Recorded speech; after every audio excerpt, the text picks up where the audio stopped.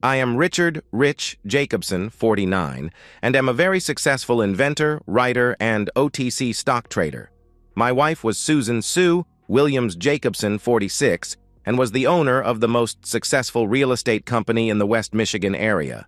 We have 2 living children, Richard, 22, a college grad currently in OCS in the Navy, and Carol, 20, a junior at the University of Michigan studying pre-law with the intention to go to law school. We lost a second son, Jack, to SIDS when he was 6 months old. He would have been 18. We are probably considered rich. I met Sue at a mixer sponsored by the ROTC while I was in college. She was a freshman, 19, and a member of a sorority that was aligned with the ROTC house. I was a senior, just turned 22, and getting ready to start my commitment to the Army. At the time, the military was downsizing, and I was only going to basic training and the specialized training school for my military occupation. I had hoped for flight training, but my eyesight was not good enough when corrected for even helicopter pilot training. I was assigned to the equivalent of IT for that specialty. It made sense because my major was electrical engineering and my minor was computer programming. After my training, I would be assigned to a ready reserve unit. The mixer was during the 3rd week of the fall semester. The intended purpose was to have the ROTC students integrate with the normal campus scene. Sue was there with her sorority as a newly minted member as Hell Week had just ended. There was a local band at the party that played a mixture of jazz, rock, and pop music. I was not then and am not now a great dancer, but my mother taught all of us kids to dance when we were starting high school, so I could make some moves without embarrassment. I asked the young lady to dance, and we ended up dancing several times. She said her name was Susan Williams. She explained that this was her first time away from home. She also said that I was a good dancer and a good conversationalist. As the night wore on, we talked about a lot of different things. She seemed interested in my military duties, and I was interested in her likes and dislikes. I got her phone number at the sorority house, and we dated for the rest of my senior year. She was aware that after graduation I would be gone for about nearly 9 months for active duty training. Because of my commitment and her schooling, we did not make any long-range plans. I kept in touch with Sue through phone calls and letters.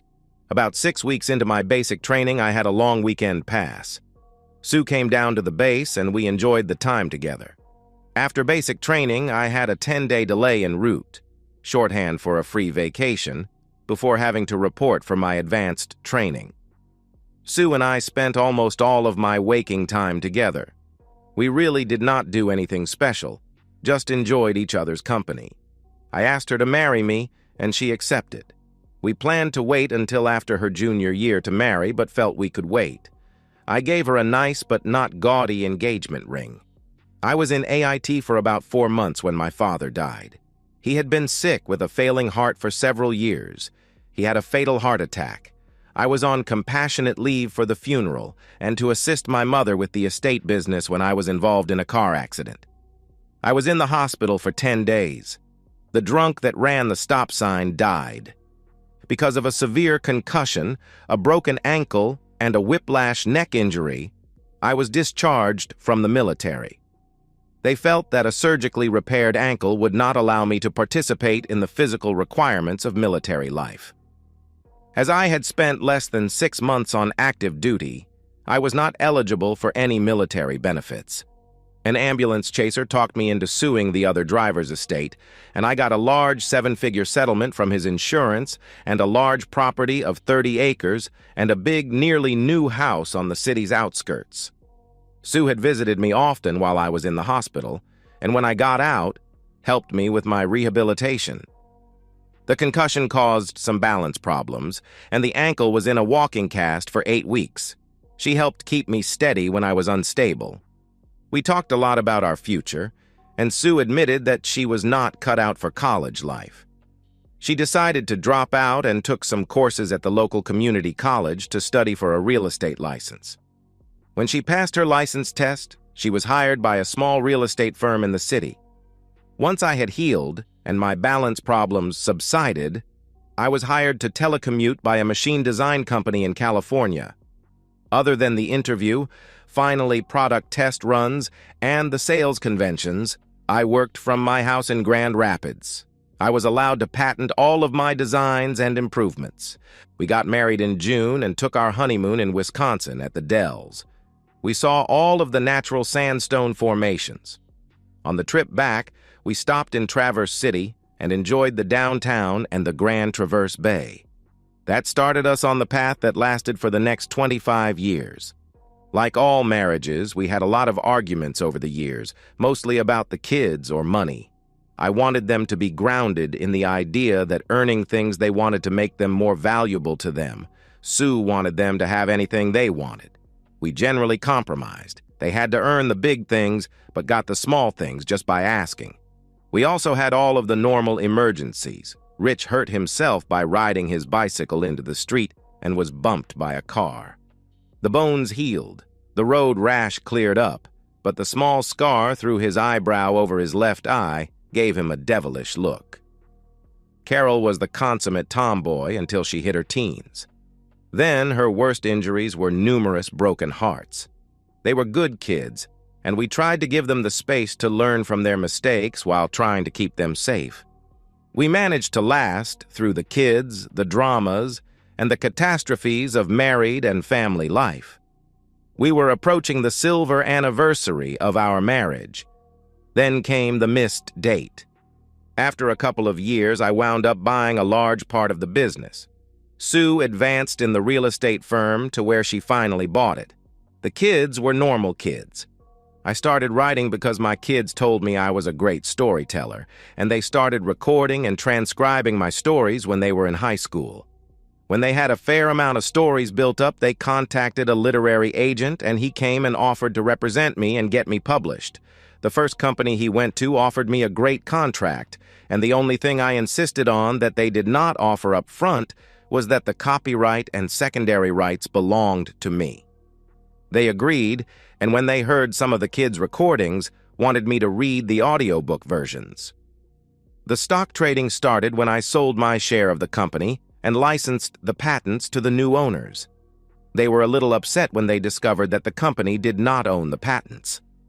After some serious negotiations and an adjustment of the price, they bought the business.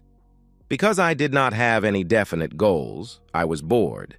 So I took a couple of online courses in stock trading and tried my hand at what is commonly called day trading.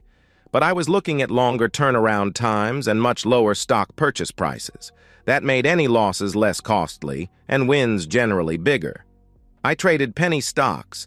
The OTC market had thousands of small and medium-sized companies that had stock prices of $5 or less per share.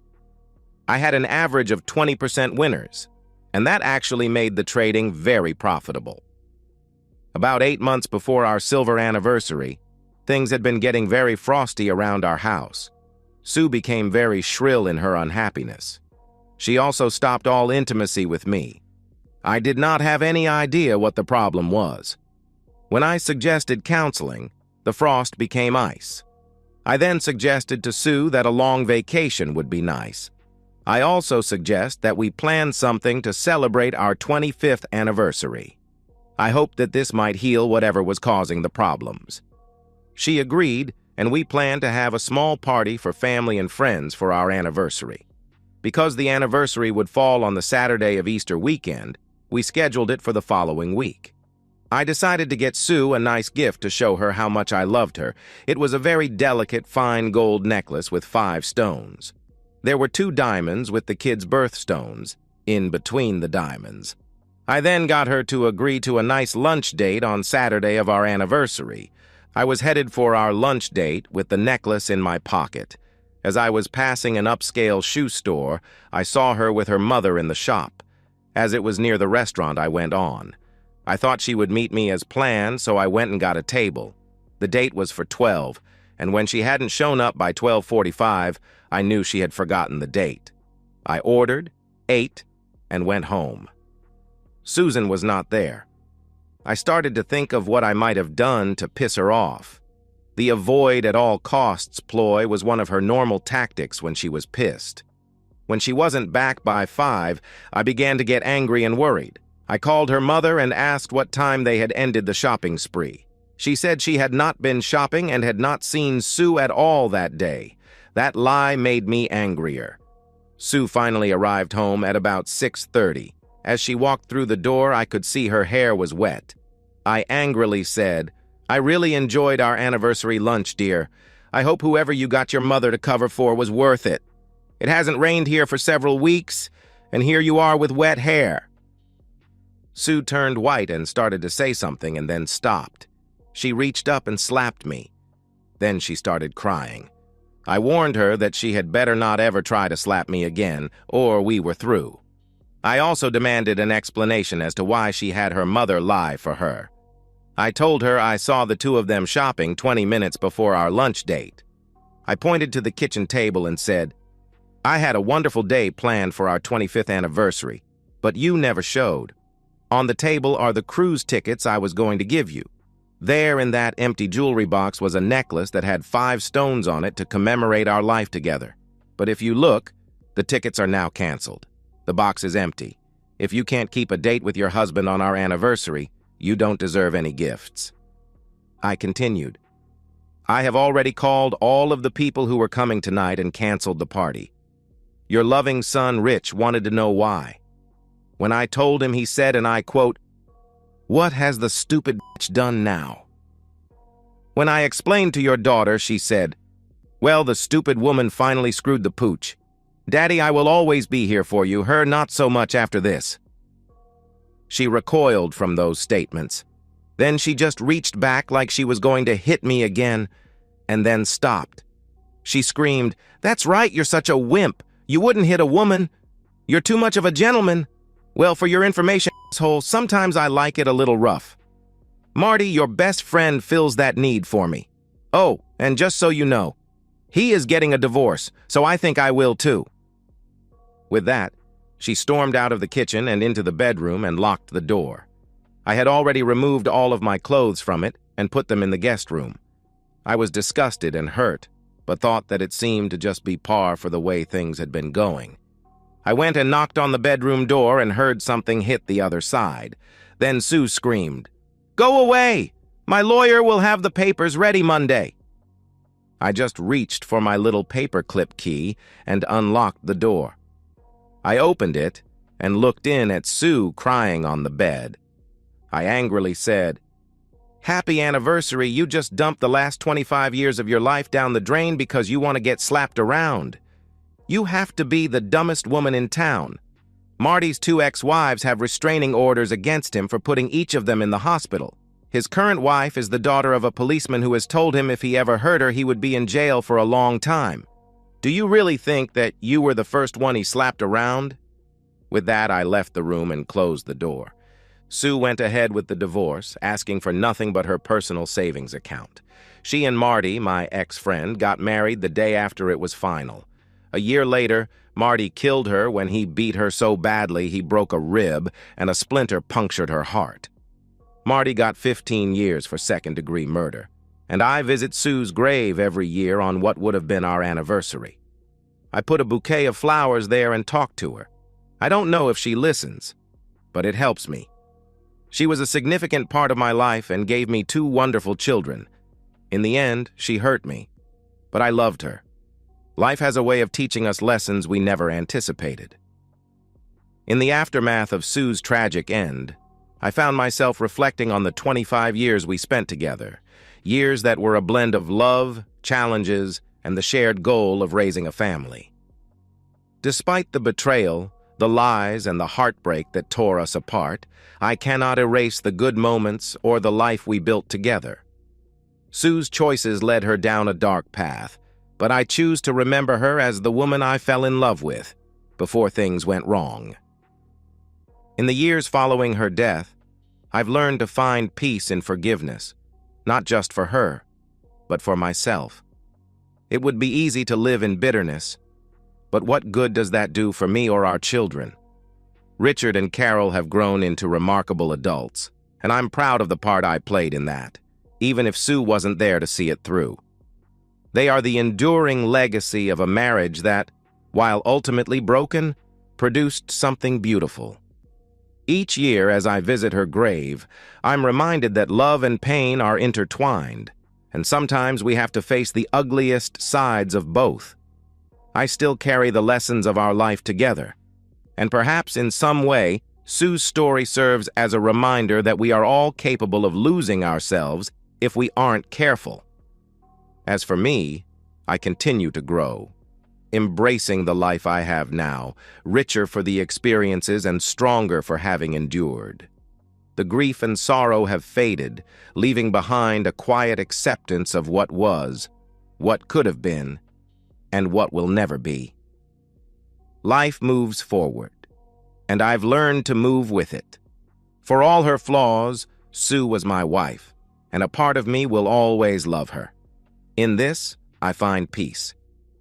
And so, we've reached the end of today's story. Was it what you expected, or did it take a twist you didn't see coming? I'm curious to hear your thoughts. Share them in the comments below, and let's get a conversation going. If this story kept you hooked, make sure to hit that like button. And if you're new here or just haven't subscribed yet, now's the perfect time to join our community. I bring you fresh, captivating stories every day, so click that subscribe button and turn on notifications so you never miss out. Thanks for watching, and I'll see you in the next one.